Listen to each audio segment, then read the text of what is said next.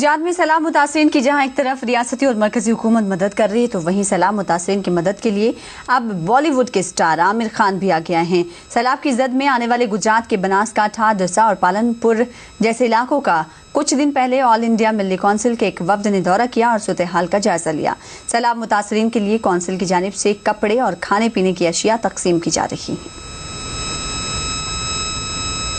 अहम मसला वहाँ पर गंदगी का मसला है। बहुत ज़्यादा गंदगी है और कॉरपोरेशन का जिस तेज़ी के साथ काम होना चाहिए वो काम करने की ज़रूरत है। गंदगी फैली हुई है, बीमारी फैलने का ख़तरा है, इसलिए और लोगों के लिए सहाय गवर्नमेंट की तरफ से जो है जितनी होनी चाहिए इतनी सहाय नहीं पहुंच रही है, आम लोगों तक नहीं पहुंच रही है, मखसूस इलाकों के अंदर पहुंच रही है। लोगों के पास कपड़े नहीं हैं, लोगों के पास बिस्तर नहीं है, खाने चीज़ की तो पहुंच रही चीज़, लेकिन बिस्तर की ज़रूरत, बर्तनों की ज़रूरत बहुत ज़्यादा सख्त है।